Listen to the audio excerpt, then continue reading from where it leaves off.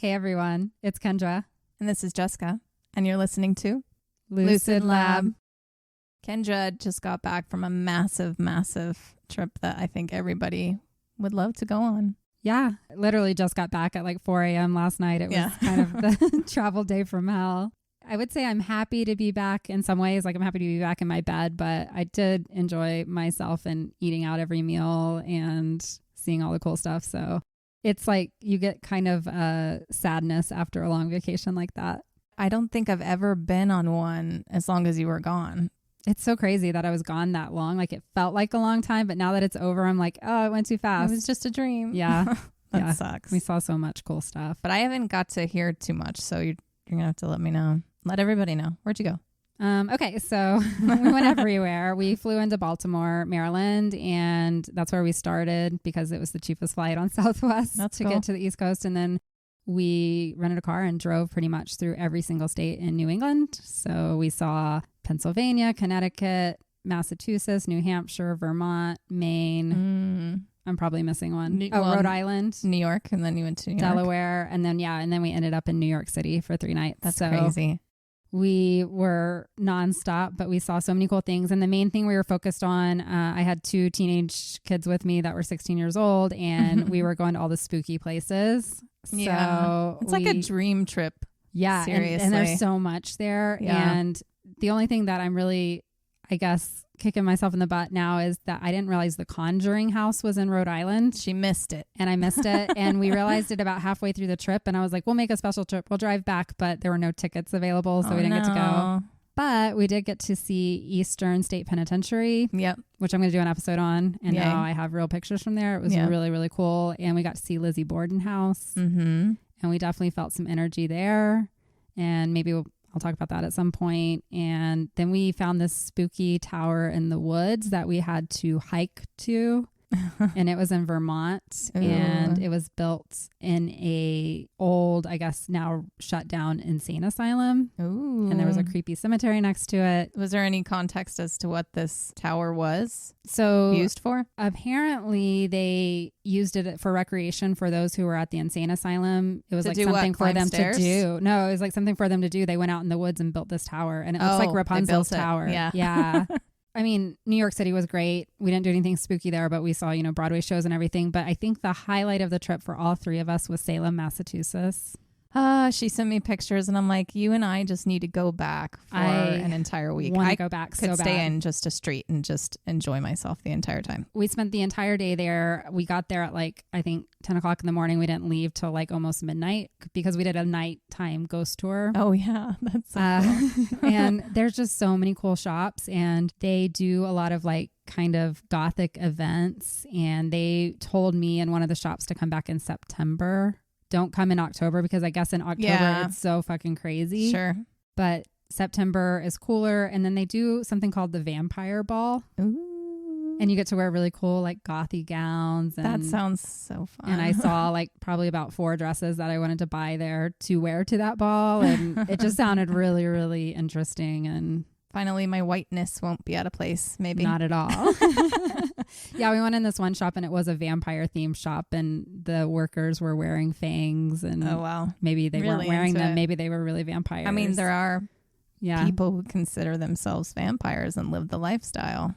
All I know is that Salem had some of the coolest jewelry and clothing shops that I've seen in my life. And if I lived there, I would have to dress that way every single day. Why not? Yeah. You could get away with it there, and you would have the options. So anyone who's been to Salem will probably, if you're listening to the show, you might be along those lines already. Right. Into the gothy stuff. True. And so that was our highlight. That's awesome. We did so much. I could talk about it for a whole podcast episode, but I won't.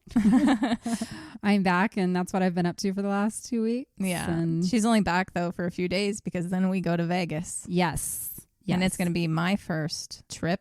I've never been on a girls trip either, so it's my first girls trip. It's going to be so much fun. But although it's supposed to be 109. Yeah. You said. I was about to say they're having a heat wave in Vegas and Phoenix right now, and we're going to be there for that. So we will not be leaving. No, we won't leave inside. I can't. I literally can't. You would melt. I would melt. You would turn to dust. I would smoke. I would just come out of you. combust or I'd like shrink to this like little, I don't know, 2-inch lady just screaming at everybody. I know. I just like think about like Wizard of Oz where you just melt away. Exactly.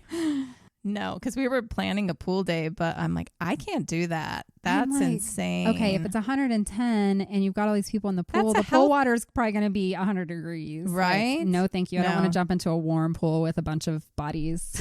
Well, what's helping our plea here to not go outside is a friend of ours broke her foot. Yes, so she can't swim anyway, so now we get to stay inside. So now we just eat and drink. I don't gamble, so I probably won't gamble. No, I'm not going to do that at all. I don't want to waste money. If I'm going to spend money, I want to like get something back for it. Yeah, an experience. Yeah. We might go, we were just talking about this. We might go do the escape room. Yeah. Yeah. I think that would be really cool. Me and her were like, oh, we'd do that, but nobody else would do that. I'm like, let's go do it. We may go. Yeah. If nobody else goes, we'll go. Oh, that's the other thing. We went into one of the most haunted places on the Northeast is in New Hampshire, and it's called the Chase House, and it used to be an orphanage. We got to go in there, and we also got to go to Emily's Bridge in Vermont. Oh, yeah. I remember you mentioning you were going to do that. Yeah. Was it spooky? You know, there was an energy to it. It was pretty, but there's definitely an energy. I've never been, like when we went in the Lizzie Borden house, I've never been in a place where I knew like a horrible event had happened. And right. It felt heavy, and my heart actually started racing. Mm-hmm. We were just literally standing there, and all of a sudden I could feel something. Mm-hmm. And I have an Apple Watch, so I was able to see, and my like heart shot up to 120 beats per minute for no reason. And I feel like it was this energy. You weren't scared? I was not scared at all. We were just literally just standing there. It just happened out of nowhere? Mm-hmm. Mm. And we had an EDM reader with us, because you can get one of those when you go to the Lizzie Borden house. They have them you can rent. Oh, okay. And so we rented one for fun, and things were going off in certain spots. So mostly the kids' room. And it was when nobody was around with phones or anything like that. So cool. I don't know. Speaking of ghosties, my house has them now. My new one. What? Well, you just got away. Did they follow you from the other house? I think I've always had stuff with me. Something. You're haunted. Yeah. Ever since I was a little girl, there's always been something. And reason being is I felt something like the first few days here by myself, and I would hear something behind me, and then nothing's there, like directly behind me, like an inch away from me, like even feeling the movement of it. Mm-hmm. I hear things directly in my ear, like someone coming in and whispering in my ear. And That's creepy. To me, it was a woman. Can't say what she said, but I could tell. And then I also do sense something else. The woman to me doesn't feel bad. That's good. But something else here I can't place, and it might be. And what validates that is my daughter. She was fine the first night here, and then now she can't. She just can't be alone. And she is so scared. And I've never known my daughter to be scared of anything. Like she wasn't scared in the other house? No, never. And she's talking about things that she's seeing and hearing and feeling. And I can't discredit her because I feel them too. And I've had stuff too. I am constantly hearing things that just shouldn't be there, and nothing could be causing them, or feeling it. One of the biggest things for me is feeling someone sitting next to me, or an indentation, onto the bed. Right. And then my blankets get tighter around my legs because they're being pulled a little bit or whatnot. And I'll look up thinking it has to be my cat. Yeah, that would make sense. But it's not my cat. She's sleeping right next to my head. So I don't know. I do feel something here. I haven't felt threatened by it, but it's good. Making it very difficult for me with my daughter. Yeah, because you can't explain to her not to. Exactly. I came here and I'm like, oh, I'm going to have this level of freedom in this new place that I've never had. And now she can't be alone. She's attached to your hip. Especially at night when that's when I get extra things done because of work and whatnot. And now I can't do anything until she's asleep, and she's having a hard time going to sleep. So, oh man, it's been interesting. Other than that, my house is great now. Yeah, it looks great. I got something I've always wanted. I got myself a green velvet couch. Yeah, I love it. It looks beautiful. Yeah, last time I was over here was, I guess, 2.5 weeks ago or so. Left. Yeah, and there wasn't anything in here yet. Yeah, it's just definitely coming together now. Yeah, it is. It's hard to say if it's starting to feel like my home, because so much is still kind of in storage, and it's just more of it's functioning, you right. know? Yeah, it takes a little bit to really get moved in. But I want it to be done because I don't want the stress of like having to unpack last forever because I don't even know how long I'm going to be here. So I just want it to be done. Yeah. But it's good. It's my own space and I got a green couch. And it's really cool. And you can do that now. You can make decisions on how you want to decorate and what color furniture you want. Well, I've always done that everywhere I've gone. Because I'm the girl. I'm the woman. You know, I'm the one with taste. Otherwise, a lot of men, they're just like, it's a couch. Like there doesn't have to be anything else in the entire house. Yes. Because they can. They're just bachelor dudes, you know. They don't decorate. They don't think about that kind of stuff. But I'm decorating it how I want. I don't have to explain to somebody why I got a green couch and justify my actions for doing something. Like nobody gets to say, you can't have a green couch. That fabric doesn't make sense with a child. Yes, it does. Now she just doesn't get to eat on it like she used to do the other one. So, just teach her. Exactly. Fine. So I don't know. Go get yourself a green couch if you want one. Do what you want. Get a pink couch. You were talking about the ghosty experience here in your house. Yeah. And it reminded me, we did have one experience on the trip that I wanted to share. Okay, good. So we did Airbnb a few times and we were in these old towns, of course, on the New England coast. And we stayed in this 1800s farmhouse. Oh, yeah, that's right. You sent me This was a in picture. Maine. And in that house, we had 3 separate bedrooms. And so we were all in our own rooms and we were about to go to sleep. And it didn't feel spooky or anything, but there was this creepy attic. Like we opened the door. I think I sent you the picture. Maybe I didn't. Not of the attic, no. Just the house. Yeah.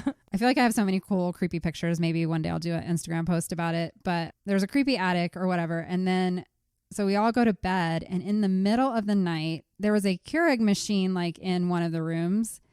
The Keurig machine just fucking started came making on coffee by itself. It did. Really? It started boiling water and making coffee in the middle of the night. It was telling you to get up. No sleep for you, Kendra. It was weird. And there was no timer or anything. Like, was there a cup underneath or did it cause a mess? It just, well, as soon as it clicked on, it woke up one of the kids and they were like, oh my God, the Keurig machine is going off. And yeah, it was just like this super creaky old house anyways. And every time you moved, you could hear each other and stuff. Oh, so yeah. I heard Not a good place to have sex. No. Not if you have kids nearby. Yeah. Everybody's going to know. Well, even just getting up to go to the bathroom in the middle of the night, like spooked everybody. Like I got up and opened my door and it was so loud. And then the two kids are like, who's out there? Like you're like, I have to pee. And then the Keurig machine kicked on in the middle of the night. So it was a little spooky. I'm sure it was probably just a electrical thing, but I couldn't explain why the Keurig machine would have come on. So maybe that is weird. Maybe a ghost came down from the attic and decided they wanted some coffee. No, they just wanted to mess with you and they're like, push that button. They're like, ooh, what does that do? There wasn't even any water in it because like we weren't planning to use it. So it was kind of weird. Just pushing buttons. That's the only spooky story I have from our trip. We were hoping for more haunting stuff, but I mean, you're trying to invite it in. Eventually it'll start happening more. Yeah. When you're looking for it, it's not going to happen. It's always when you're not, when you're least expecting it, like doing your laundry and then someone whispers in your ear. And then you're like, I don't like that. No, it's got to be on my terms. And so now what sucks too with her is she'll come to me. She's like, Mom, did you hear that? Did you see that? And I did. And now I have to lie and be like, that was me. And I'm like, that wasn't me. Because you don't want her afraid. No, because I need her to move past this. School's going to be starting again soon. Yeah, you can't sleep with her in your bed every single night. No, I can't do this. It's not going to work. So I need to find some way to redirect her. And I just don't know what that is yet because it's also a transition of moving from somewhere she lived her entire life. Yeah, and that could be part of it too. And, yeah. And she has a lamp or a nightlight in the room. She has so many. Yeah. You know, part of it is her room is also twice the size of what it was. I don't know. I think it's just because it's more space. Yeah. Like it feels heavier because there's more space than she's used to too. And that leaves more room for your imagination to hear or think you see things or whatever. Mm-hmm. If you already are feeling a certain way, then your mind starts filling that in. I don't know. It's a hard thing because I don't want her to feel that way in a new place with me. So hopefully it's a phase and we'll figure out how to move past it. Yeah. So I'm pushing it off because I am having a really hard time starting the case I'm going to talk about right now. Oh, are we doing something dark? It's a bad one. Oh. Yeah, like I need to take a breath because I don't even know how I want to start because I don't want to say some of this stuff. Do we need to give a trigger warning? Oh yeah, definitely. This is a huge warning. Okay. Rape, torture, murder, a lot of horrific details. And I'm going to say, too, that it's probably going to be the worst one you've ever heard. Oh and you God. and I have heard We've a lot. heard a lot. I mean, we listen to serial killer shit. I mean, all the time, right? Yeah. We talked about have you killers ever on this show? I mean, I've heard some horrific ones, like bad torturing bastards. But this just, I don't know. It hits different. Okay. So I should leave if I feel uncomfortable. Go away. I'll sit here by myself and just talk about all this stuff by myself. No, I'm here. I'm good. Usually, like, I think of what's my opinion on this and what's this, and this is just one of those cases where it speaks for itself. Your opinion, everybody's There's no gonna opinion. Have, no, it's just, oh my God, people are fucking sick, kind of sick. Yeah, sick. And we need to know that people like this exist out there that will do these kinds of things. Exactly. Unfortunately, and they always do it to women. Yeah, and I feel like we need to listen to what happened to this girl because she needs justice. Like, that is a form of justice for her. It sucks to keep talking about it and what she went through. It's hard because you're like, why do bad things happen to good people? Right. And the level that you're going to hear about in this case, it makes you question everything in life. It really does. How is this a possibility? How is this okay? Yeah.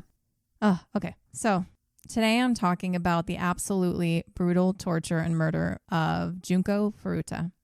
At first, when I started looking into this, it reminded me of Sylvia Likens. Do you remember her? She's the girl here in America that was tortured. No, you never it's heard? not ringing a bell. Oh, Ellen Page was in it, played her in a movie. No? Oh, it was a movie? Yeah. Well, no, it's a real crime. It's a real case. crime, but they did a movie adaptation of it with her. No? Him. Yeah. It's Elliot Page. Page. Anyway, that's an absolutely horrible case. And I don't want to compare the two, but this doesn't come close. God. So I'll tell you a little bit about Junko. Okay. She was gorgeous. She really was. She was smart. She was ambitious. She was a kind 17-year-old Japanese high school student. I'm going back to Japan. We love Japan. I had never heard of this case. I actually came across this on a post on Reddit. Okay. I was looking for something else and I saw her picture and I'm like, what's that?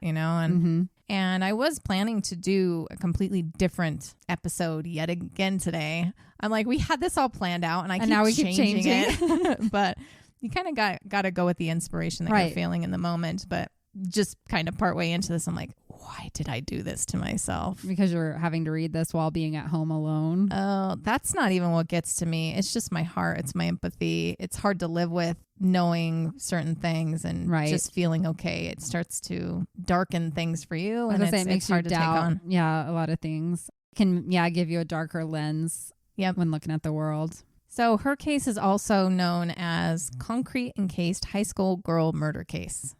Now, that's a really long name, but it's because it's translated. I was about to say, and when it gets translated, it's always really, it sounded much really better long. in Japanese.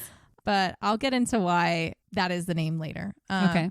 This poor, sweet girl went through extreme torture. And if you're a woman listening, I'm not going to lie, it's going to be very triggering for you. This is a case that I know your stomach is going to ache. Your heart is going to pump. I mean, that's for everybody. Your heart's going to pump faster and your jaw is going to drop. Over and over and over again. But what happened to her, it's beyond imaginable. It's your absolute worst nightmare come to life. And at the end of this, you're going to be seriously pissed off and it'll stick with you. If you don't already know this story. Okay. If you know this story, then you know this story. But if you don't, buckle up. I know nothing, so. And I knew nothing either. So you guys are going to hear my opinion, I'm sure. Yeah. I'm already pissed because it's a 17-year-old girl who had her whole life ahead of her and couldn't have done anything to deserve any of what is probably happening to her. I do want to preface this real quick with a couple of disclaimers. One, last time we recorded in my place, my cat was not here. She is now here. And she makes a lot of noises sometimes. So she goes... like real loud. She does this whole now thing. I want her she talks and talks and talks and talks. So if you hear her, I can't edit her out. 2, I did a lot of research for this, but at the same time, what we see in English, for America, it just doesn't have all this stuff. You can go to Japanese websites or articles and stuff and do the Google Translate. Yeah, and I just never did that before because I knew it was going to be messed up. But at the same time, I knew I was missing a lot here and I wanted to cover her. So I did that and I did my best to understand the mumbo jumbo. That is the translation through Google. Yeah, some of the things in the sentences make no sense. I know, but if you like know the general story, I feel like you can then go follow. If you know something is incorrect, let me know. But I did my best, and that's what we're going off of because there's a lot more information that way than what we're privy to here. So let's understand who Junko was. Junko was born January 18th, 1971 in Misato, Saitama Prefecture in Japan. She's a fellow Capricorn. Okay. She lived with her father, mother, and 2 siblings. They were a loving, very close-knit family. They loved her tenacity and encouraged her to go after her dreams. She was the apple of her parents' eyes. Because of this, Junko in high school was super focused. She was a really good student. She was popular. She had a lot of friends, and she had no time for boys. She didn't drink, smoke, or do drugs. She enjoyed going to the beach and baking sweets. She was set to graduate in March of 1989. She was working part-time after school at a plastic molding factory to save up for a graduation trip that she was planning to take with her friends. She even had another job lined up in April for 1989 after she graduated. And her big thing is she really wanted to be a singer. She wanted to be a pop idol. Oh, okay. So that's sweet. But she was very focused. She was a very good kid. Right. Now, there are 2 different versions out there as to how Junko ended up with her perpetrators. One is that she didn't know them, and another is that she did. Okay. At least one of the main people in this absolutely ridiculous, horrible crime. I'm going to tell you both, but why I believe one is the truth and the other is just kind of this made up addition to the story that someone started a long time ago and it just carried. Okay. So here enters an absolute scumbag. Always. Hiroshi Miyano. At the time of the crime, Hiroshi was a teenager. He was 18. All of the main people in this story are teenagers. Wow. And how do they get that sick that young? Oh, it's hard. Multiple scums of the earth in this story. 4 main boys, but there were so many others involved beyond them. And when you hear what they did, you will not feel sorry for them. I know we've played the devil's advocate, yes, in the past with young killers, but that will not happen today. Hiroshi was a piece of work, even at a young age, since elementary school. Okay. And he was short, about 5'2". Napoleon syndrome? Yeah. Sure, it helped with his rage. He tried to make up with that by fighting. He was actually really, really good at judo, and he won a lot of competitions. So he's trying to prove he's a tough guy. Prove it, and he was, Yeah. Had he stuck to that, maybe he would have turned out differently, but probably not because he's a pure psychopath, and he had major issues. Now, there might be a reason for this. I'm not going to explain it till the end of the episode. We're not going to do what we usually do and be like, this is why he's like this, and this is why he's like this. I'm not really going to do that. He was known for bringing weapons to school, beating up students, beating up teachers, shoplifting, throwing rocks through school windows, assaulting women, blah, blah, blah, etc. He often got away with a lot of it because his uncle was part of the Yakuza, okay, which is the Japanese mafia. Mm-hmm. People were scared of him. People were scared of them. It's interesting because I don't think his parents were involved. Okay. Overall, he knew a lot of fucking evil people. And Hiroshi was already acting like he was part of the Yakuza. So he's still a teenager, but he was recruited. Okay. He dropped out of school in 1987. He took what he wanted and hurt people. He became the leader of a group of boys. So a violent youth group, a crime ring called Goku Shanfei. Okay. So his own little version of his little teenager Yakuza clan or something like that. The other 3 main boys involved were Joe Agura, 17 years old, Nobuharu, or Shinji Minato. He was 16. I'm going to call him Minato instead of the first name. I don't know if you guys have noticed, but I usually stick to first names because I feel like I get more confused during stories when it's just last names. That's just like a personal preference when I'm telling a story. Yeah. But some of them changed their names later on. And to me, it was unclear if Nobuharu or Shinji was his original or changed name. So I'm just going to call him by his last name. And then there was Yasushi Watanabe, and he was 17. Together, these boys robbed and raped girls and women. Just for a good time? That was their thing. That's what they did. Get a new hobby, guys. They were very experienced at it. They knew exactly who to target. They were teenage, violent rapists. Wow. It's just what crazy and sickening. What makes them that way? Like, The fact that there's so many of them too, right, that are doing it. In Junko's case, I would, on another level, include 2 other main kids too, Tetsuo Nakamura, who was 17, and Kyoichi Ihara, who was 16. In court documents, they're referred to as boy A, B, C, D, and F. Okay. Hiroshi is boy A. I gave them an order, but I'm not really going to refer to them that much in this way, but I'll still give it to you. So Joe Ogura, boy B, another just piece of crap. He didn't have an easy life from what I could translate. Right. There was domestic abuse, but he was Hiroshi's right-hand man. It is even argued that he actually could have been the worst of them, of all of them to Junko. His mother, on the other hand, she's something else too. Oh. And I'll get to her later on. Minato, boy C, he's the youngest of them. Fuck this kid. How, like 15 or? He was the one that was 16. Okay. Oh yeah, and fuck his parents too. Oh great. So the parents are going to, I can already see they're going to cover for their kids. You'll see why his parents in this are probably the only ones that I'm like you can see certain reasons why, but because of what they did, you still got to feel the way you do about it. Yeah. And then we have Yasushi Watanabe. He's boy D.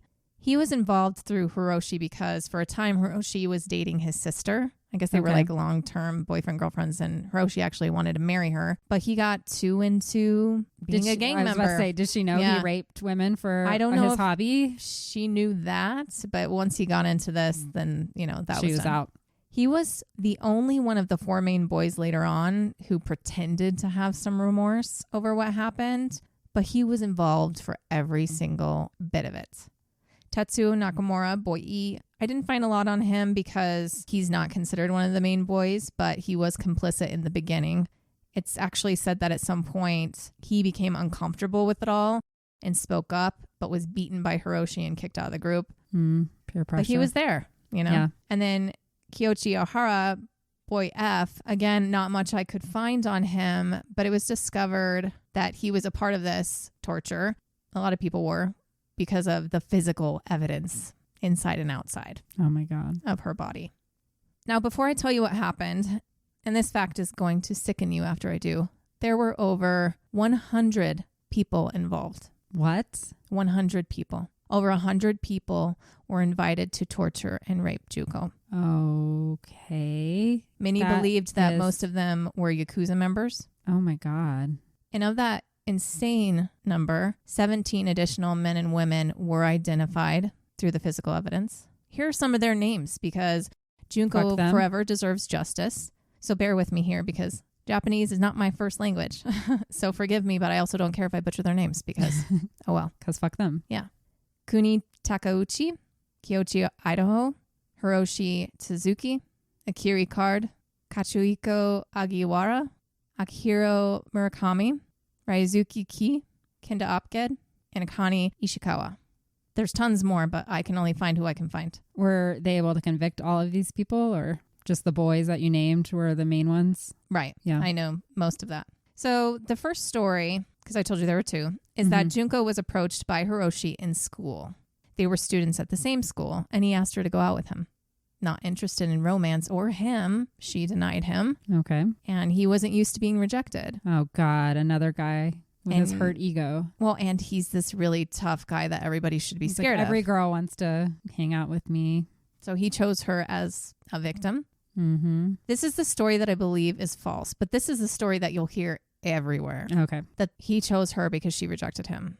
It happens. It helps beef up the story, too. But that's not what happened because what I found was that all of these boys were no longer in school. Oh, yeah. They either dropped out or were expelled by 1987, and this was in 1988.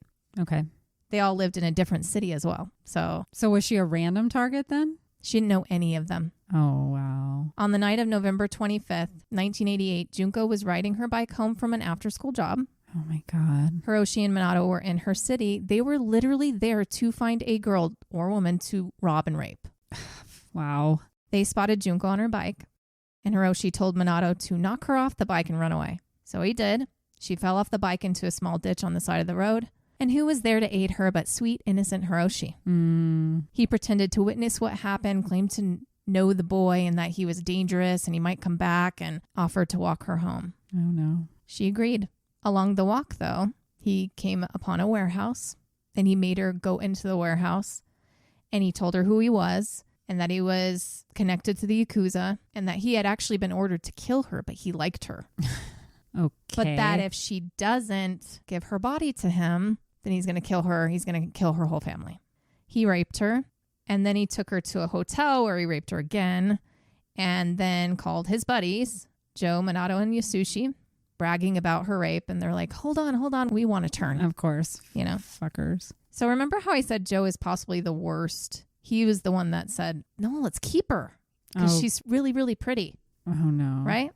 They wanted to continuously assault her, and he knew that they could invite others too, because there's so many of them there that love to do this. I don't get why men want to share like, and are they watching each other? Like, probably. I've never understood this about like the whole gang rape thing. Like, ew. What is there to understand? How can we? I mean, understand? they're already raping a woman, but then like your buddies, like, let's get them. Like, like we were kind of talking about this before we even started about child trafficking. Yes. And how the people that do that, it's like a buddies fucking club, and they get together and drink and they choose the children. And, you know, we can't understand because our brains are not minds. Disgusting. Ugh. I was about to say that I take back everything I said about in our NDE episode about everybody being light and love and all of that. Like, no, but you know what? It's hard because that's who we are as people, and we want redemption for people as well. We also think that if you're living multiple lives, that maybe they do redeem themselves in a life past this. Yeah, they're just in their basic first life or something. I'm sorry. There's just some things that are beyond, I think, anybody's human ability, if you're not fucked up, to forgive someone for certain things. Right. So around 3 a.m., Hiroshi took Junko and met up with the other boys at a park. They all drank, and Junko had alcohol for the first time. If there was ever a time to start, she had just been raped multiple times. She's like, yes, I want to be But numb. she also probably couldn't refuse. I imagine that it was a situation in which they were making her as well. I'm sure, yeah. It is at this time that they found a notebook in her backpack with her home address. Oh, no. And so now they could effectively threaten her that the Yakuza would go kill her family if she tried to escape. After some time of being cold outside, they decided to take her to Minato's house. And this became the place where she was held captive for 40 days. 40 days. 40 days. Some sources say 44, but she was abducted at night on November 25th. And sadly, all of this comes to an end on January 4th. So that's like 40 and a half days. But you'll see a lot of stuff out there that says the 44 days of hell, but it was 40. Now, remember, because it is going to be hard to believe for the rest of this episode, these are teenagers. Meaning they took her into the home of Minato's parents. Right. And siblings. Where his family lived. His family had to have heard. So we're going to get to that a little bit. When they brought her in, they said it was his girlfriend. And after having been raped several times and scared for her life, she was polite. And she said, hello. Yeah. She didn't know if they were involved in the Yakuza as well. You know, I'm sure she just was playing along. At first, his parents did think that she was just a friend or a girlfriend. So I'm going to say a lot of things in this episode I honestly thought I would never say out loud. Uh-oh. I was going to try and avoid having to do an episode like this on our podcast. But here we are. So for 2 days, they continuously gang raped her while holding pillows over her head to muffle her screams and held lighters up to her pubic area. Oh, my God. The third day, 2 other boys, the ones that I mentioned, Tetsuya and Kiyoshi, were invited over and took turns raping her. After a while, she was in such a state of pretty much unconsciousness. Yeah. You know, that's what you have to do to get through it. Yeah. But after hearing what sounded like someone screaming for a couple of days, the parents would go to investigate, but they were shut out by their son, who was very rude to them. Who was the parent in the situation? I know. They're scared of him. They saw her again a couple days later and told her, go home. Like, go home. What are you doing here? They started to see sanitary pads and trash cans and saw her again and said, go home. That's when his mom thought she might be a runaway and like maybe she didn't have anywhere to go and it's his girlfriend and he's just and of secretly course it's the keeping girl's in there. fault. Right. Yeah, like she's hanging out there. But then she stopped really talking to the parents if they did see her, because she was being monitored by whichever boy was with her.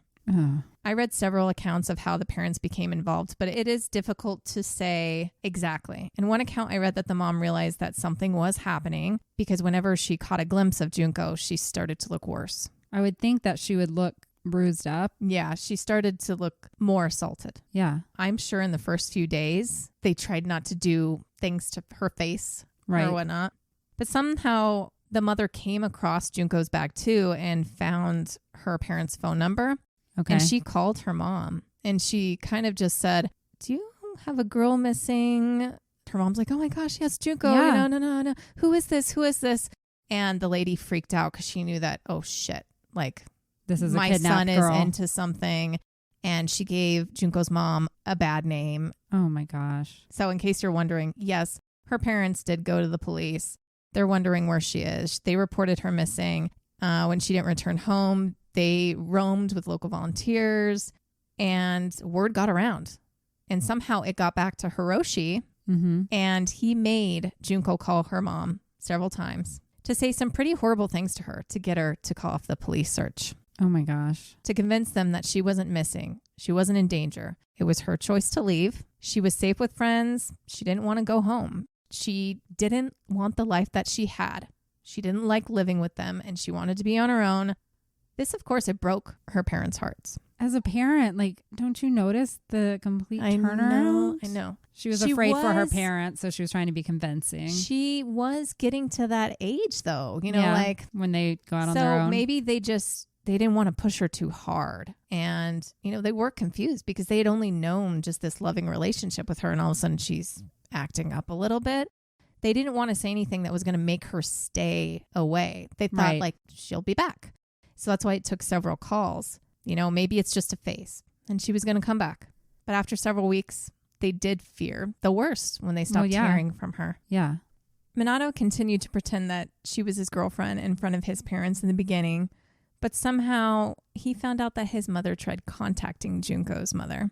Okay. And so he became violent with his mother. That's horrible. Like, you're afraid of your own kid. Yeah. Well, I think they know his connection, like how he was recruited. But still, it doesn't excuse them. They could have called the cops still, right? Or yeah, but they did nothing. They did not intervene. After all this is said and done, they did say they were scared of their son. You'll see, I'm going to get into a little bit of other things when it comes to them. But these kids are diabolical. I believe they were crazy. And I could see why the parents were scared. But to allow what happened to her to happen under their roof for so long, it's insane to me because they had several opportunities to stop it. So they knew Even if it meant their life was going to be in danger, this is a child. And they knew she was there the full 40 days that she was there. At first, they didn't know. Like the first week, I think it was more, why are you here? Like, why do you keep coming back? Like, what's going on? I don't think they knew that she was there the entire time. Okay. I did find out that his room, you could only open from the inside. That's fucked. Yeah. I mean, as a mom or a dad, you got to question. Well, it sounds like they knew. They did question. They knew they were living with the spawn of Satan, and that was, they were afraid. Exactly. But every single day in that home for Junko was unimaginable torture. Your literal worst nightmare. For the first 5 to 6 days, she was raped constantly. The boys started to invite other members of Yakuza over, and they were also inviting like kids that they were looking to recruit. Oh. And this is, I don't know, maybe this was a initiation thing to prove yourself. It's estimated that over 100 people raped her. I'm not even going to get into the numbers yet, though. Not really. But they started to get bored. Raping's not enough. Raping was not enough. And you're about to be shocked. Like, I don't even know how to... You're just not even going to be able to remotely comprehend how anyone, let alone multiple people. 100 people. And like... That's 100 people for raping. But what they're about to do. Okay. You're not going to be able to comprehend it. That someone could do this to anybody. Okay. I guess I'm going to go through it kind of like a list. I didn't know how else to write this up. Yeah. Like it was difficult. They made her drink copious amounts of alcohol. Remember, she had none before. Right. They would make her smoke mini cigarettes at once. Like In one account, I read that they literally put 50 together, lit it, and made her like put her mouth around it and smoke it. Okay. That's like, can you imagine trying to inhale Breathe. something like that? Yeah. She would vomit. Of course. They made her dance and sing for them. That's just one of the joys of being held captive. They raped her so much that they weren't getting excited anymore. And so they would make her do things to get them going again. They would wake her up so that she could dance and sing for them. Oh my gosh. They withheld food and water. At one point, she was allowed a cup of milk a day, or they would make her drink tons of water and give her nothing else to eat and made her drink her own urine. Ew. They made her eat live cockroaches. What? Just like, this is just for their enjoyment. This is just all for their enjoyment because they can. Those she vomited too. So she's not getting anything. Yeah. That just pissed them off when she would vomit. Anything and everything that she did, whether she was being complicit or not complicit or whatever, that it just made them mad. It was just her existence made them mad, but she was also their entertainment.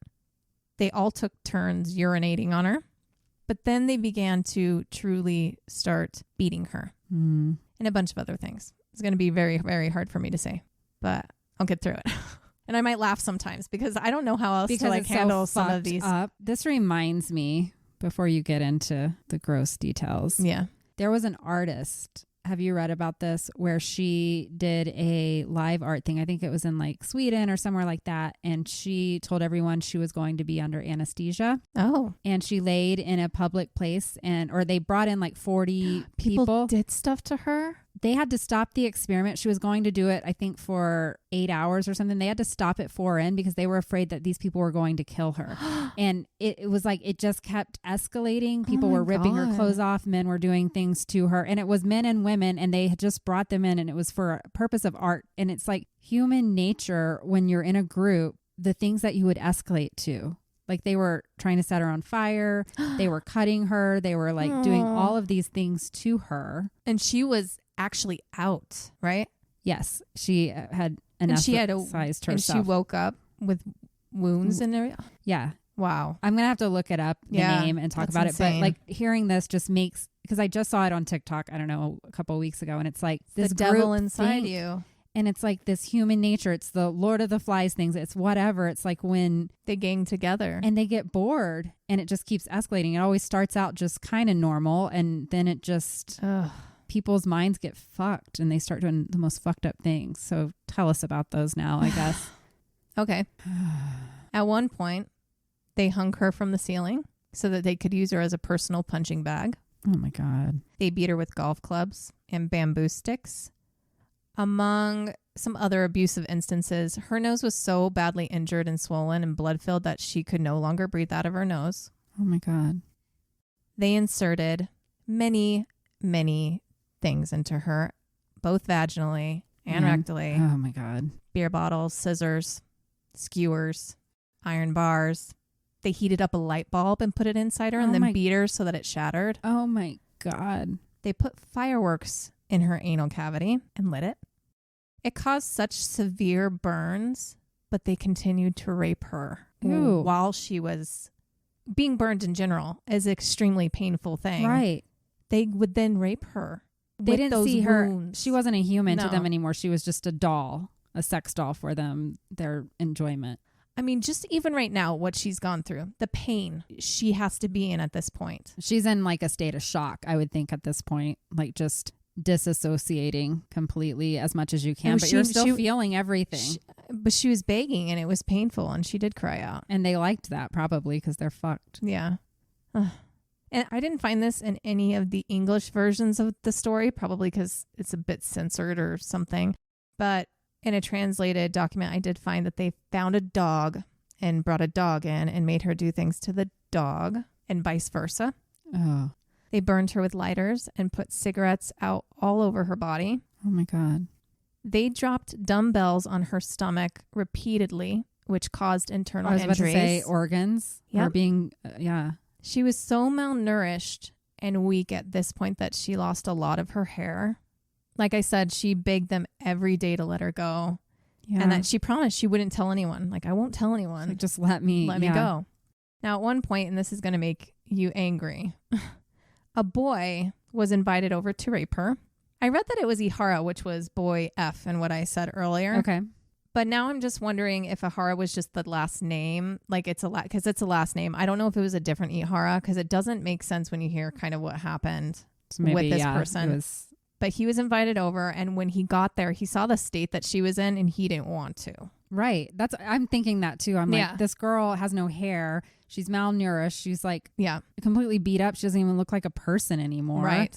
But this pissed off the boys, and he was younger, and he was bullied, threatened into raping her, which I'm sure some of these people were, like I said. They were afraid of them as well. These are kids of the Yakuza. And, if you don't act like them and do what they say, then because they have been known to hurt people. They lynched people who didn't do what they said. I was saying they see what shape this girl is in, and they don't want any part of being tortured either. So. Exactly. So he did, but he went home. He felt like shit. He told his older brother, and then his brother ended up telling his parents, and they called the cops. Good. The cops went over there. Monato's parents answered the door. They said why they were there. And, is there a girl here? This. And they're like, a girl? No, a girl's not here. What? But they offered to let the cops come in and check. Okay. Now, this was 16 days into Junko's captivity. The cops took that as good enough, and they left. Are you kidding? Oh, they wouldn't invite us in. Always these stories from the cops just not doing their fucking job. Exactly. They left without searching. Junko went on to experience 24 more days of brutal hell that eventually led to her death.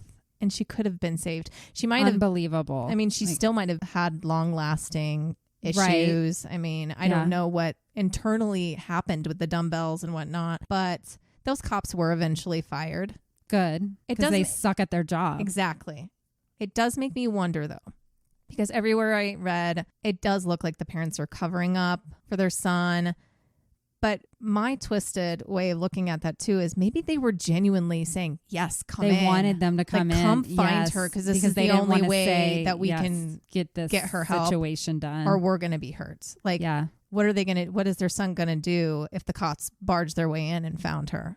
The parents, I'm thinking if I was a parent in that situation, I'm afraid of my child, I would do something to alert, be an anonymous tip to the cops or something like that. So they barge in. How did he find out that his mom called her? She did this when she wasn't even at home. So, yeah. I mean, maybe this area is just saturated with all these boys. Yeah. And we don't know their life and all of that, but it just made me wonder. But there was an opportunity and two cops that should have searched anyway. I mean, for all we fucking know, the cops were bought by the Izakaya? Yakuza. Izakaya is a restaurant in Japan. So for all we know, the cops, just like in the American mafia, Italian mafia or whatever, the cops could have been bought off. That's true. And they knew it was going on. I mean, we don't know. At another point, Junko was left alone for a while, and she tried to seize the opportunity to escape. She physically was not able to get away herself, but she used every ounce of life she had left to go to a phone in the home and call the police. Okay. But before she had a moment to speak a word, they found her. Fuck. And as you can imagine, this made them extremely angry. So now they're going to do even worse things. Oh, yes. To punish her, they poured lighter fluid on her legs, and they set her legs on fire. Oh, my God. At first, she screamed. She's trying to put it out herself, but the immense pain, it sent her into shock. Mm-hmm. She began convulsing and seizing, and they put it out. Somehow, she survived this. Up to this point, anyway, was a contributing factor to the eventual. Yeah, it's going to get infected. Yes. She was so badly burned that she was not able to walk anymore, but they continued to torture and rape her.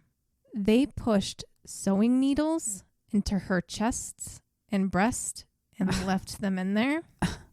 Who thinks of this? It's just literally, what else can we do? There, what else can I do with this person? What else can I do to her? Because that wasn't enough. I got to do something even more heinous. Mm-hmm. Her eyes and her eyelids were burned with hot wax. Oh my God. They taped candles to her eyes and let them slowly burn. They held lighters to her eyelids. She could no longer see very well after this, understandably. They removed her pinky nail and her left nipple with pliers. Oh my God. That made me physically hurt. They would pour boiling water on her. Now imagine you're experiencing all of this while already having all the other injuries that you have. That's why I'm saying like her body should just be in shock at this point. But it doesn't make any sense. Yeah. Because she was a 17-year-old and her body, I'm sure, was in peak condition at that age. Oh, yeah. So it's going to last longer, and that sucks. Well, and she already sounded like such an ambitious, go after your dreams girl. Like she's probably, even though she knows she's so badly, probably a difficult chance of recovering, she still was trying. You still have that survival instinct. Yeah. But then they shattered her hands by dropping dumbbells on them. Oh my God. Not just broken, they were shattered. Like there's no way they could fix them. And part of that where her fingernails were cracked and broken. I don't know if you've ever done something to a fingernail, but that pain is that's unbearable. When you said they ripped her pinky nails off, that's like, yeah, I almost passed out a few times just like doing something to a fingernail for them to be cracked in and like, oh my God. What's hard about all of this is she was alive and she was conscious and aware for most of it. Oh my God. Up until the last moment.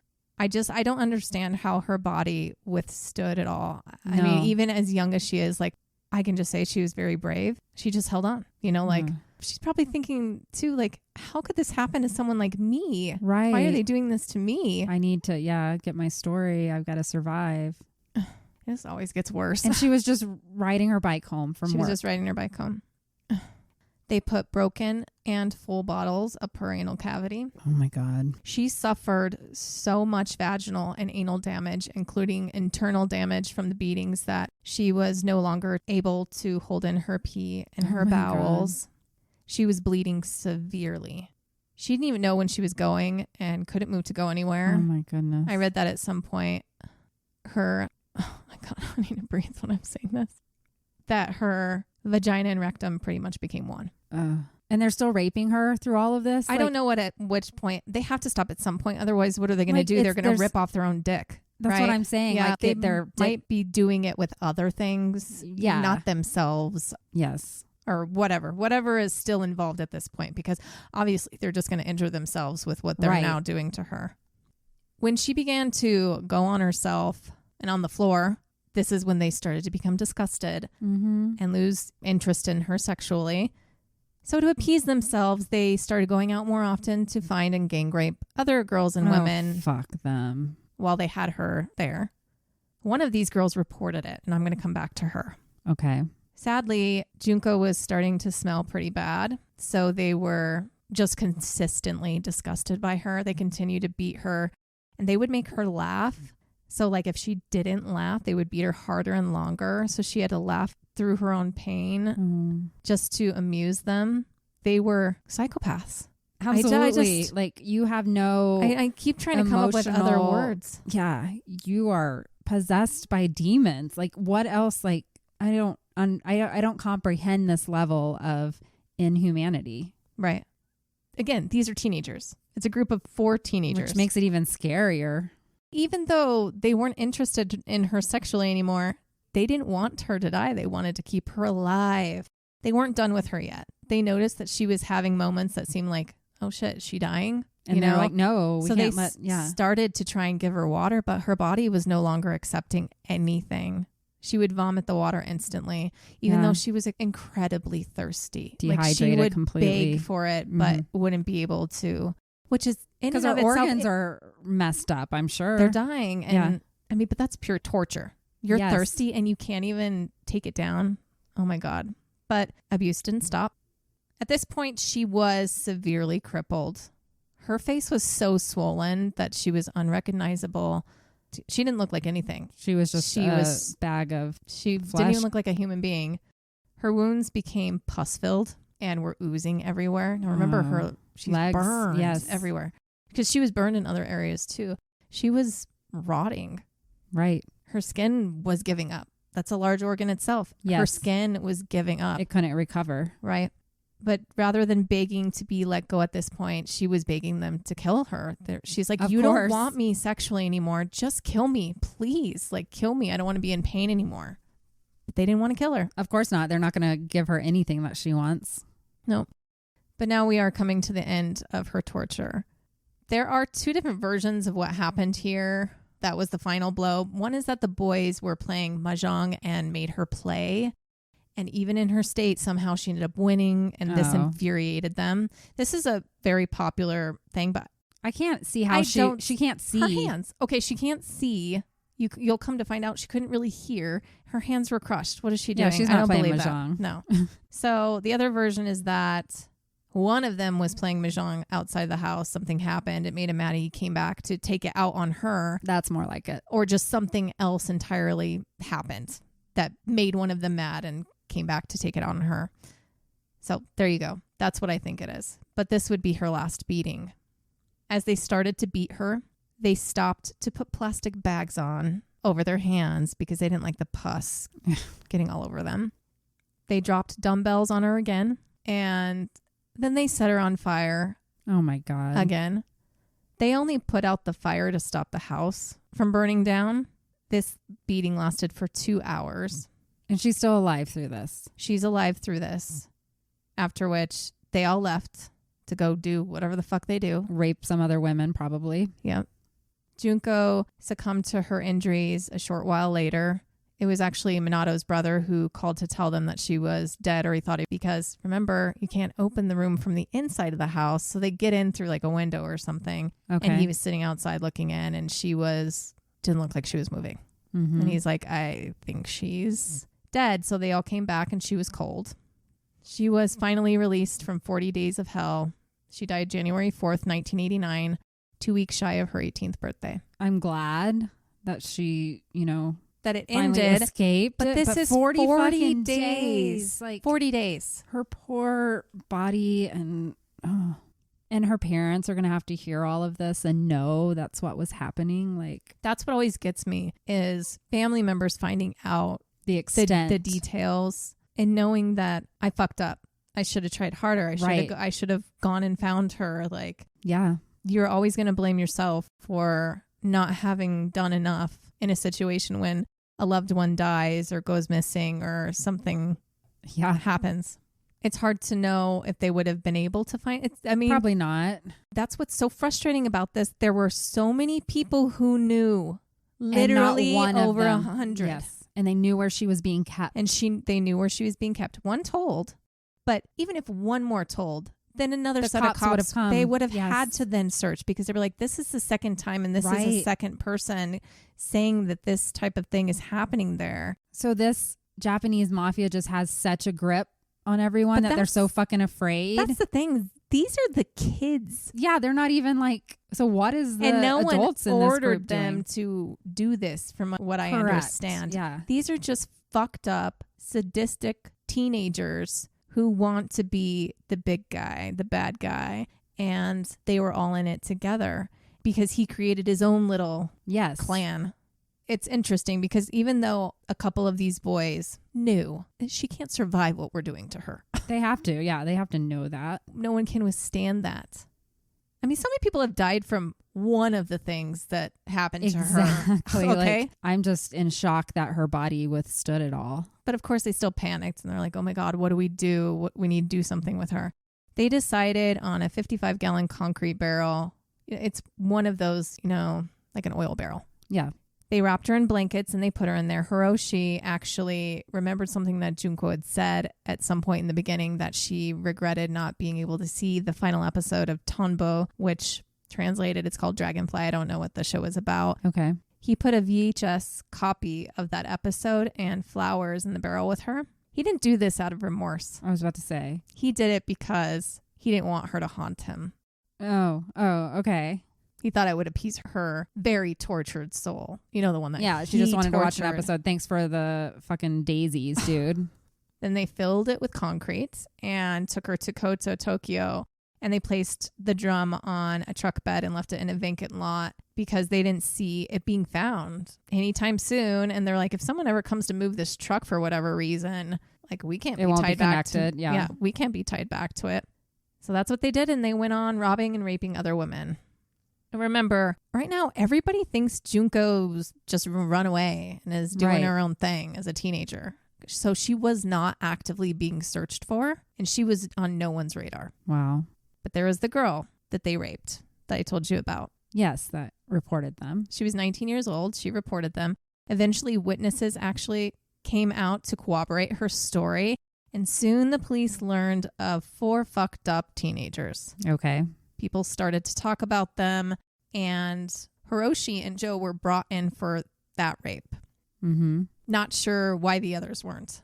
The boys didn't know which rape the police were referring to. Oh, good. They're going to tell on themselves. Yep.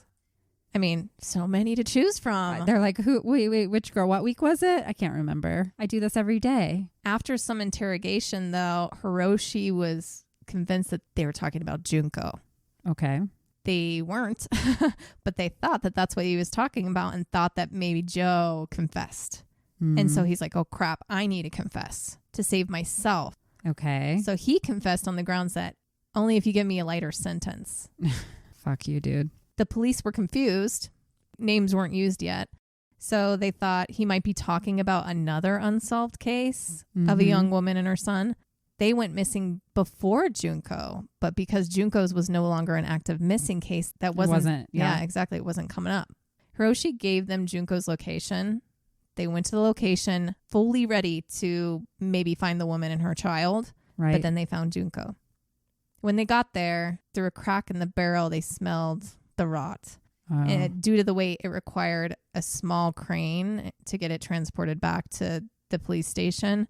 Of course, they didn't know it was Junko yet. Okay, this brings me another question. How the fuck did they get this concrete because barrel it was there? wet first. Wet versus hardened concrete weighs differently. Okay, that makes sense. Yeah. She was unrecognizable, of course. They confirmed her identity through fingerprints. By the way, this is almost 3 months after. Okay. They found her on March 30th of 1989. Timely enough, Joe was arrested the next day for another rape. And after the autopsy, he was rearrested for Junko's death, along with Hiroshi, who was still in custody, Minato, Minato's brother, Yasushi, Tetsuo, and Kiyoshi, and several others who were identified via DNA. So it's another horrid list, but let's get into her autopsy before I give you some details. That poor person who had to do this autopsy, they were probably just, it had to be the worst thing they've ever seen too, I would think. It's like I don't even know how to respond sometimes. I was telling Kendra before this, I'm like, I don't even know what to write, like when I was putting this together. Because I'm used to writing more. Having opinions and things. Having some buffer. And I just don't even know how to really talk about this one. So after Junko's last 2-hour beating, her official cause of death in her last moments was asphyxiation from choking on her own blood and vomit. Her face was so damaged, it was difficult for them to determine the location of her eyes. Wow. Some of the bones in her face were crushed.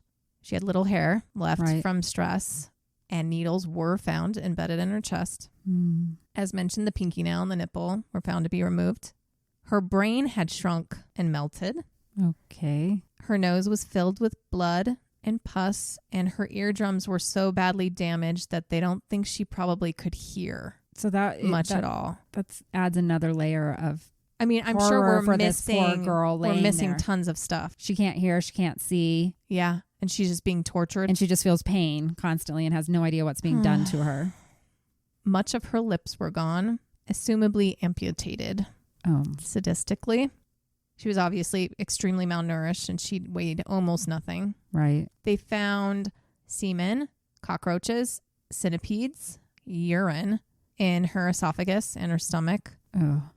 There was so much semen found that it was impossible to confirm the number of people. It was all mixed. Ew. And they found semen that was not human.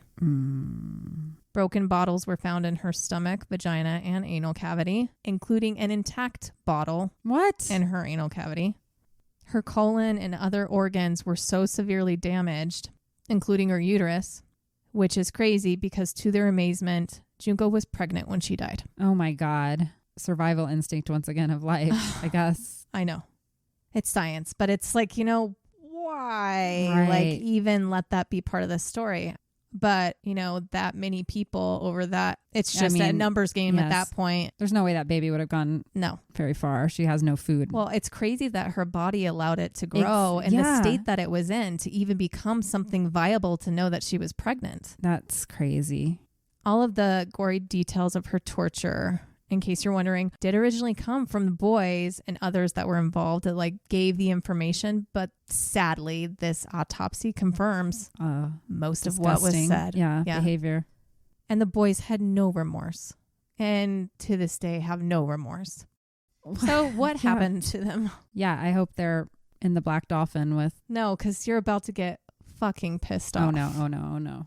I wish you people could see me, because like Kendra can see me, and so sometimes she stops talking and breathing, and I'm constantly stop talking and breathing, and I'm just like... We're both just like, I can't believe this. So if this ends up not being that entertaining, I'm sorry. I don't know if it's meant to be at this sometimes point. we It's hard. can't. I mean, we're not going to be able to obviously make light of any of this. And I'm sitting here, I'm not talking sometimes because I literally don't know what to say. I'm just sitting here with my mouth open. I don't know what to say looking either. at It's an information day. That's what it is. So at first there was no information about the perpetrators made known to the public because their identities are sealed by the court. It's a thing there that... Okay. Like privacy or... Until you're actually guilty. Okay. People don't get to know who you are. Well... Journalists of Shukan Bunshun magazine, a weekly magazine known for its investigative journalism, said, fuck that. Good. And they found out what they needed to, and they released all the boys' names and ages to the media. Hell yes. And the world was shocked because teenagers did this, and not just one sick kid. Initially, they were tried as juveniles. Oh my goodness. This caused an uproar. Good. So they were switched to being tried as adults, but that didn't result in any justice. Why? All 4 of the main defendants pled guilty to not murder. Not murder? Not any murder, but only committing bodily injury that resulted in death. That's what their guilty plea was. Okay. 40 days. 40 days, people. Okay. Now, from their own mouths, the 4 admitted to collectively raping her over 400 times during her captivity. What? And it is estimated that with the others invited to assault her, she was raped more than 900 times. Oh my God. And there was an incident of there being 12 men at one time. What? Once again, what sick fuck wants to do that? That's 12 dicks out at the same time, guys. Like, I mean, they're already fucked up. We know this. This shows you who they are. Hiroshi alone claimed that he was involved in more than 90 rapes by the time he caught Junko. Are women He's just a teenager. Disposable? What is up with... No, absolutely zero respect for women, human beings in general. Right. He's doing whatever he wants. He's a tyrant. He's an absolute monster. What? Because of who he was, really only a handful of people reported it. And even then, like, cops didn't do anything. I was about to say, just like nowadays, if you're raped, good luck. You're never going to get any justice. Sounds like Japan has the same thing. When did he start? You know, it's like, what? He's already, what is he? He's 18 right now. So, like, as soon as he hit puberty, he started raping women? And remember, this was a small guy. He was 5'2". Right. It's just insane. I don't. And then he was like, hey, buddies. Hey, look, now they do it all together. It's their activity for the day. It's their hobby. All right, so the sentencing. Hiroshi was sentenced to 17 years for his role as the leader of all of this. He was the only one that was 18 years old, too. Okay. So technically... He's an adult for sure. He's an adult. Now, Japan has always been criticized for their way they do sentencing. Okay. The max you can get is 20 years before you get life in prison. Okay. So there's no 50 years. Yeah, so there's not that. Joe was sentenced to 4 to 6 years. Oh my God. Yasushi was sentenced to 4 years. And Minato was sentenced to 10 years for what they did to her. Did they serve this time? So that's my other question, because a lot of times you're sentenced to that and then you serve less. I'll get to that in a second. It's just hard for me to hear 4. Like 4 years. This woman is, or this girl, it's not a woman. This child is dead. And not only that, and she was pregnant. And was like brutally for 40 days, like tortured. So the whole point of prison and sentencing is to get the menace to society out of society. I mean, it is very obvious that these boys are psychopaths. Like, you want them off the streets. They're going to keep doing this. So there is some speculation that the Yakuza were behind the boys getting light sentences, but there was never anything made public by the Yakuza for or against the boys' actions. So these are the kind of guys the Yakuza wants? I mean, obviously, do? If they can invite all these Yakuza members, and they're right. like, oh, I get to rape someone today. They just Thanks all for rape finding all the her. time. The fuck? How many other women in Japan are missing right now that this kind of stuff has happened to? That's where my mind goes. Well, I think Junko was one of the first times that it resulted in a death. They usually let them go knowing that who they were was enough to scare these people the girls into would never saying say. nothing. But they tortured them to the brink or almost to death probably. Well, it sounded like it was like, oh, it's an afternoon thing in the park, and then they like leave them. Okay. That's where they were able to do for whatever reason with Junko, they decided because she was so beautiful. Let's keep her. They just wanted to keep her. They wanted a toy. Yeah. She wasn't fighting them. How could she? Well, Junko's mother understandably couldn't handle the news of how horribly her daughter had suffered. No. And the sentencing that they got. Yeah. She ended up undergoing psychiatric treatment for a really long time. Junko's parents, well, everybody was appalled at the sentencing. Right. But they ended up filing a civil suit and they won. Okay. The parents of the boys were ordered to pay restitution. I don't know how much. All I know is that the parents of Hiroshi sold their home and paid 50 million yen, which today would be around 360,000 US dollars. Okay. Originally, Hiroshi's parents did try to send them money and they refused. So I feel like they're like, we don't want your blood money. Yeah, your but now money. Because this was a court ordered thing, then they're going to take it. 3 of them, including Hiroshi, Joe, and Minato, appealed their sentencing and received 3 additional years. Because the judge at the time was like, are you fucking kidding me? Good. No, here's 3 more years. For even thinking that you deserve exactly any kind of appeal. So Hiroshi ended up getting that full 20 year. But here's the thing. Why not fucking life in prison? I don't understand why it's not life. It's murder. Insanity. What they did to her. Like, it's incomprehensible that somebody can even think of some of the shit they did to her. And then to keep doing it. Like I said, these people need to be off the streets for life. Especially when they're showing no remorse. Or saying, you know, I got caught up in it because I was part of this gang or whatever. They're just like, yep, I did it. Like, cool. Then you need to go away forever because you are a complete sociopath, danger to society.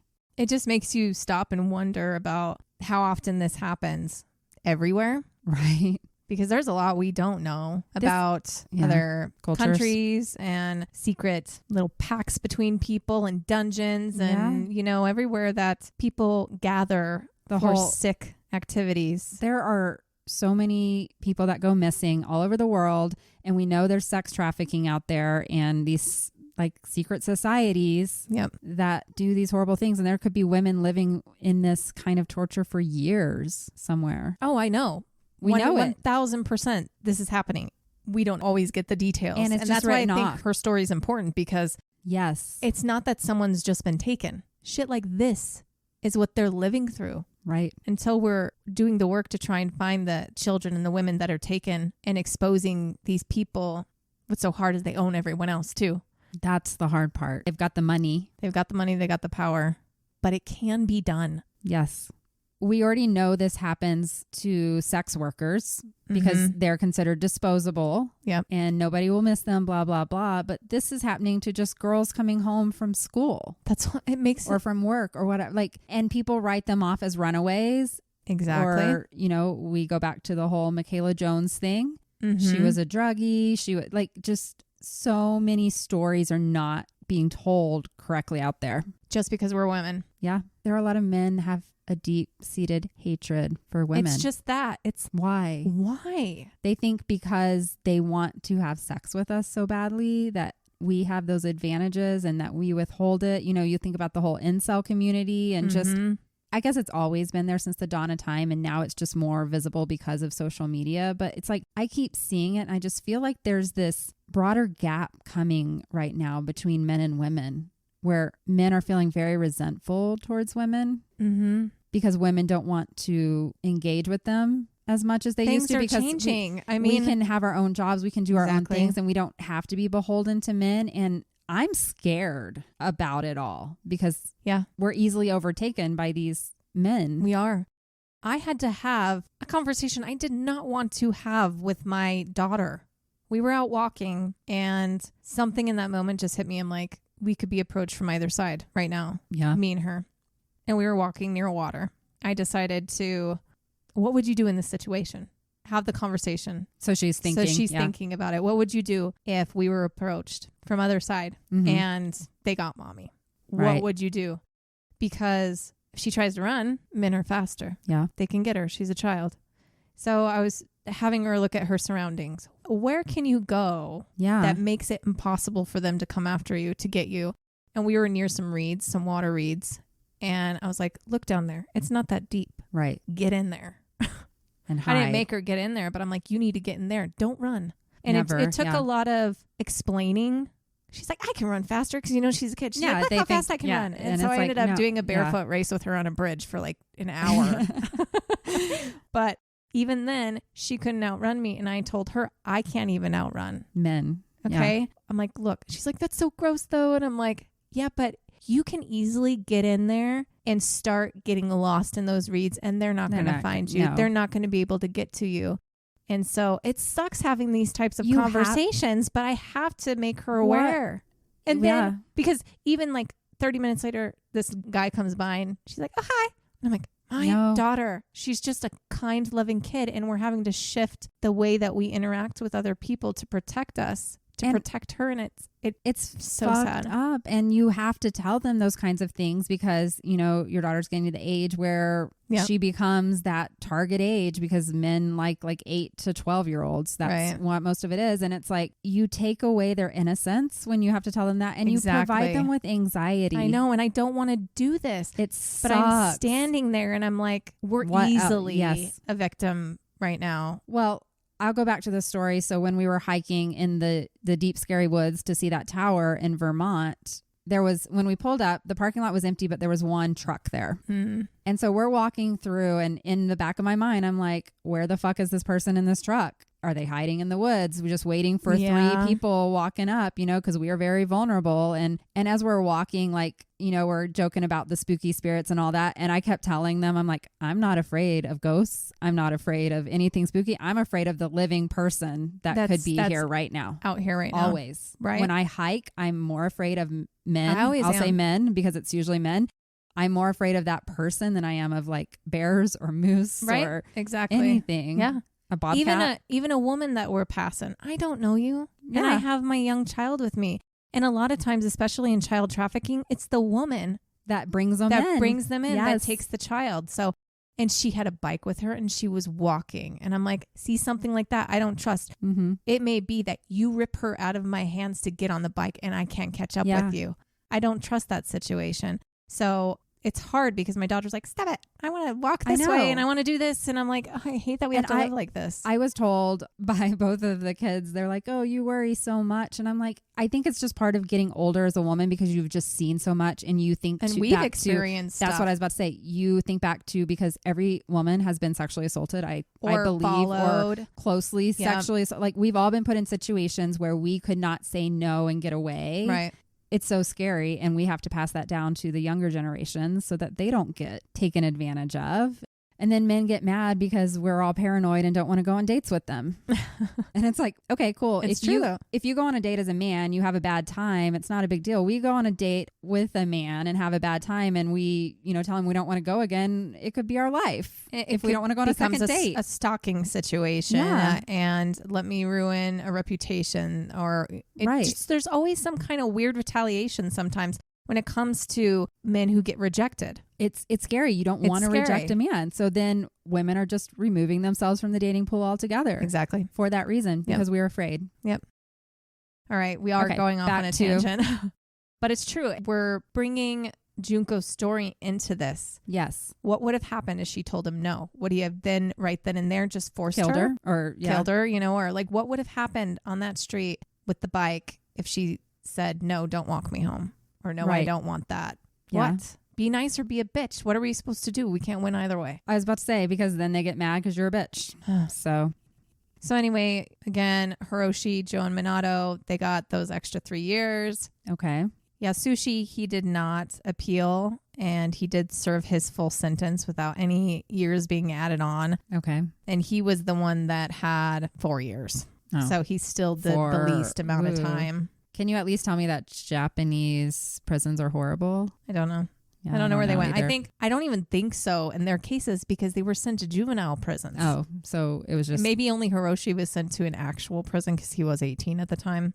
I don't know if they then get transferred at a certain age as well. I don't know. Like, can we rip some of their fingernails off or like shove some bottles up their ass? Like you would think that for what they did, yes, they would have been hurt. But no, they're all free today. They're all free today. They're all in their early 50s now, but they should all be in prison still. That is messed up. It just lightning like crazy. We are in the middle of a crazy storm. If you guys can hear that would be awesome, but it is shaking the house. Do you like storms? I love storms. Me too. I love lightning. The thunder. I just don't like hail. So no, I don't like hail. Away. No, stay away. So anyway, most of them tried to change their names in hopes of living a normal life outside of their crimes, but that did not work. So what happened to them after being released? Yes. And what are their names now? They don't get to hide that easily. Good. So Hiroshi Miyano, he is now Hiroshi Yokoyama. I thought it was fitting when researching and I was translating something from Japanese and it translated to, he is the culprit who is rated as the worst human crap. You're like, yes, I agree. I was like, yes, that's exactly. The worst human crap indeed. I'm not sure what it was meant to say, but it works. He's a piece of shit is what it's meant to probably. The most human crap. After being released in 2009, he tried to live a normal life, but he was arrested again in 2013 for fraud. Okay. However, he was never prosecuted for that and he was set free. It's said that he now lives a life of luxury, actually. Power and money. I'm sure women. I'm sure he's still doing this. He's still doing things in these secret circles. Something interesting about him, though, and it was found out at the trial, a brain scan was conducted, which showed that he had a tumor on his frontal lobe. Okay, so that could explain why it could, but he has no empathy. We don't excuse anything here. No, I don't excuse him. He's still, like they said, the biggest piece of crap. The worst human crap. Joe Ogura is now Kami Sakujo or Joe Kamisaku. I think maybe some of these might have changed their name more than once because there is a group of people out there that are determined to continue and find their names. Keep doing it. Yeah. That didn't work either. After being released, he was arrested in 2004 for beating a man for 4 hours because he suspected he was having an affair with his girlfriend at the time. Whoa. For this crime, he was sentenced to 7 years in prison. Okay. He received, essentially, not at first, because remember, 3 was added on. That's what I'm saying. He After got more the time 3 added on, he received the same amount of time in prison for beating a man for 4 hours compared to the 40 days of torture and rape of Junko. Because once again, beating a man is worse than killing a woman or girl. And to this day, he is specifically known to boast about abducting, raping, and torturing her. He loves to tell the story, a story of his past with zero remorse. I'm that guy, you know that guy? So why are you changing your name then, dude? So people don't be proud of kill him. That's right. That's right, Saphira. My kitty was like, ah! I know. Even Saphira's mad. That was funny. She probably just came to say, Mom, it's thundering. Don't you hear that? It's kind of she ran away again. Oh, yeah. And this is the boy, the lovely mother that I mentioned in the very beginning that I promised to come back to. Yeah. She blamed Junko. Oh, my God. For ruining her son's life. And she destroyed Junko's grave. Fuck that lady. Seriously. What? Like, how did Junko destroy his life? He tortured her for 40 days. She wasn't like asking him to take her. She was the bad girl who was smoking and drinking. I'm like, what? I don't know exactly her whole thing there, but yes. Sounds like this woman has some deep-seated like anger against girl issues or something. I don't know. Like, what? I think she's just messed up. I think there's abuse there. It's just a really fucked up situation, but Junko's family has had to attempt to keep her gravesite a secret now, from everybody. Cool. She was already tortured in life. Let's know. Oh my God. Now, also, remember I said that in the very beginning, there is speculation that he was actually the worst. Yes. Compared to Hiroshi. I think he might have actually been. Maybe he was the one that came up with the ideas of horrible things to do. Because he was like in charge if Hiroshi wasn't there. He's just an extra fucked up person. He ended up stealing the money that his father was ordered to and painstakingly was saving to pay the restitution to Junko's family. Wow. His father was not involved in the Yakuza or anything like that. He was trying to pay back for what he could for his son's actions. He used that money and he just went and splurged on luxury things as a fuck you to everyone. So his dad had to start over. Wow. So this guy... Great family here. Yeah. I mean, the father seems legit. I don't know much about it, but he was trying to do the right thing. Yeah. You know, he could have just said fuck that or whatever too, but Joe and his mom, special. Good. No good. Nobuharu Minato or Shinji Minato, whichever one is which. It doesn't matter. You have all the names. Yes. Minato. After he was released, he worked without incident for 7 years or so without being caught for anything. That's the thing. He's probably everything doing is with a grain of salt exactly. here. Until he was arrested in 2018 for beating a man with an iron rod and slicing his throat. Okay. His argument was, I wasn't trying to kill him. You sliced his throat, dude. He made me mad. He wasn't put in jail for this. Of course not. He was let go. Why? Because of insufficient evidence. Even though he admitted, well, yeah, he made me mad. I wasn't trying to kill him. It was a non-murder, so whatever. He's still out. Brutalizing people, probably. Yeah. Yasushi Watanabe, I couldn't really find if he had changed his name, but he's the only one that wasn't arrested again. And as far as I know, he lives with his mom. This is also the one that didn't appeal. Yeah. He was the youngest, remember? Yeah, maybe he wasn't really actively engaged in it. He was just afraid of the other boys. It's possible, but he's still engaged, though. And he didn't report it. And he didn't report it. And I'm sure he was part of every single bit of it, you know? Just because he might not seem as fucked up as them, it's because we're dealing with the extreme of fucked ups here. Like, this is insane. Even if you're not doing it, you're sitting there watching it. You have to be a level of fucked up to not like leave the room and be like, I'm out. Yeah. And then we have that Tetsuo Nakamura, who is now Tetsuo Iwai.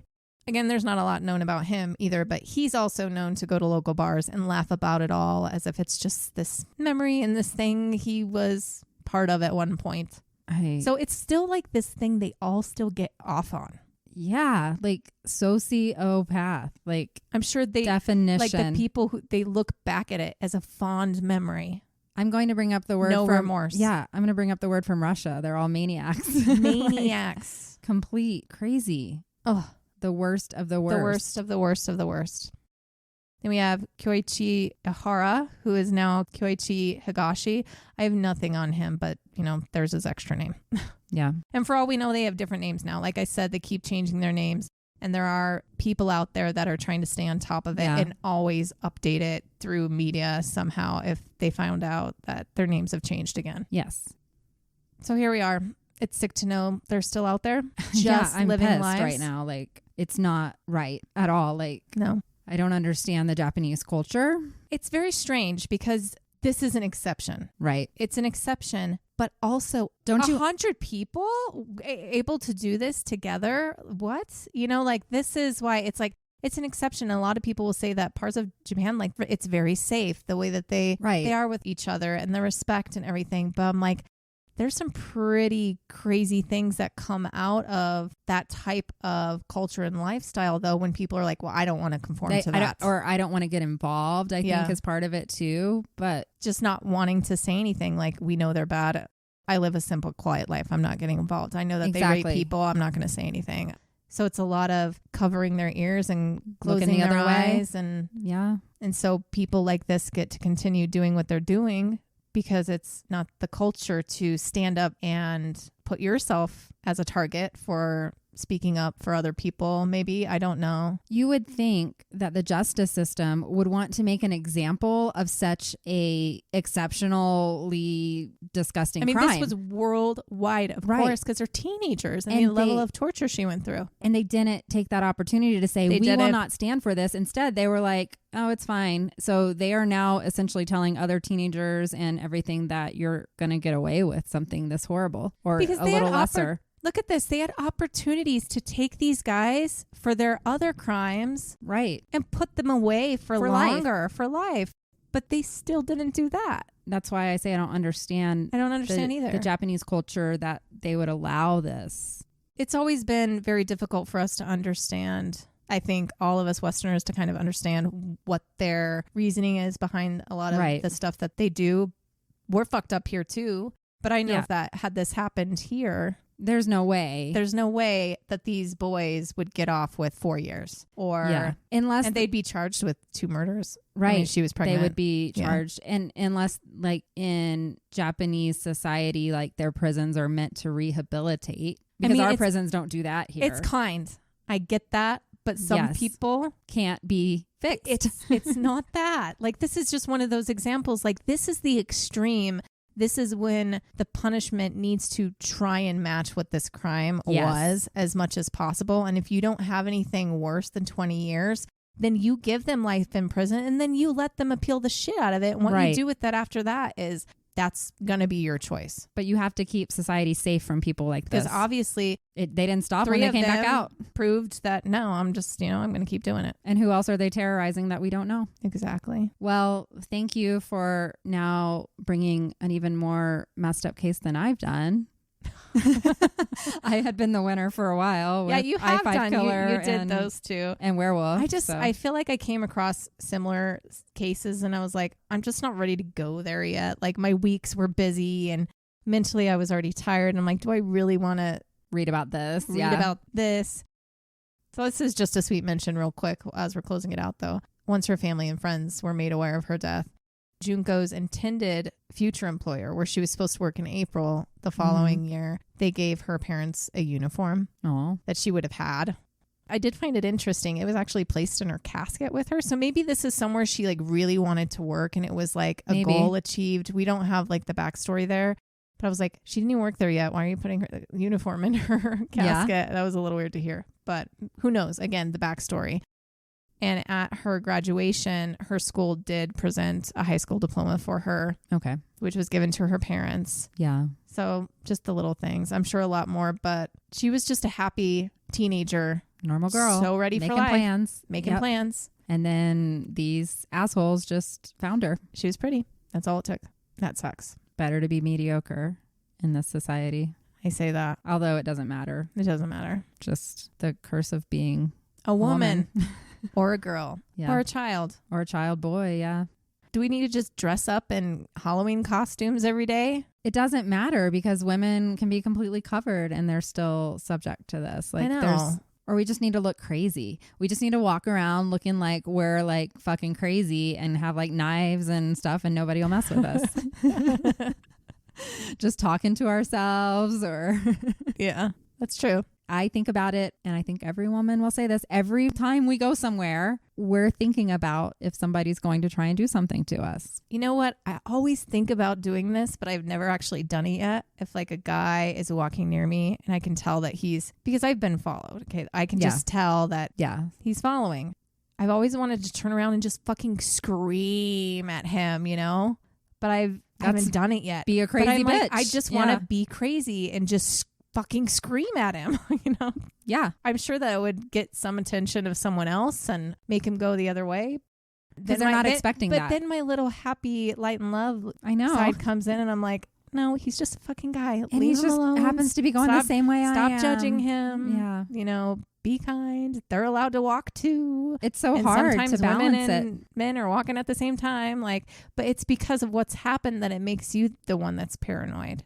Yep. But I also know that some men are paranoid too because they're like, now I can't even walk near a woman. Right. So it goes both ways because I have seen men do me a favor and go on the other side of the road. I love when Yeah, I appreciate that. And men out there, if you're wondering, you're in an awkward situation where you happen to be going the same way as a woman. Yeah, break the tension that way.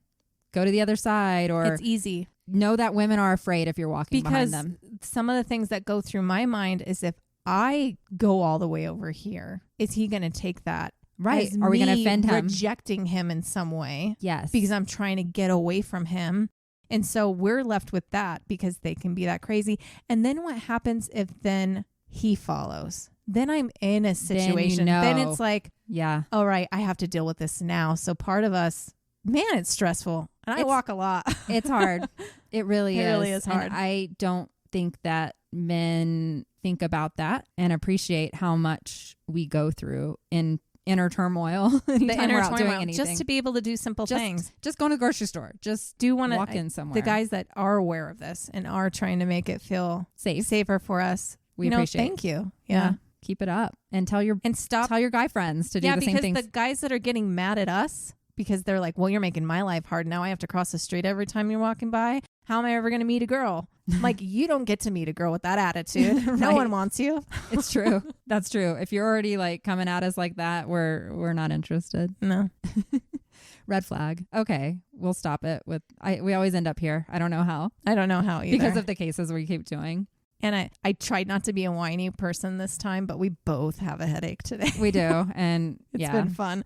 And I was like, we have to do this. We're going to Vegas. We have stuff to do. I need to try and record another episode before Vegas if we can figure it out. But anyways, thank you all for listening. Even though, this was not a bright case. Not at all. Justice was not done, unfortunately, for Junko. That sucks. Her death is always going to make an impact. No matter how you hear it, what she went through. It's just a reminder that sometimes we aren't safe. Yeah. You can say no. Like, say no. No is hard. No is hard to say when you're just a sweet girl. Yes. I have to stop myself already because I'm like, all right, now I can go down another road with this. I know. And now I can go down. But also be polite. See? Do you understand? I am fucked in the head. I don't know what to do. Like, I was at the grocery store yesterday and I hate when people just throw their carts in the thing or don't put it back. And so what's really frustrating to me is when you go to put your cart back and they're all like sideways and all of them are messed up. I'm the girl that fixes them all and puts them in line because it's just going to come out on a car and maybe it's going to come into your car. Like, don't be a dick. Right. And this older man saw me doing it and he was like, you're the kindest person I've seen in a week. Just because I was fixing carts. And I'm like, see, that kind of man, he didn't scare me. That wasn't something. So we're not collectively talking about all men.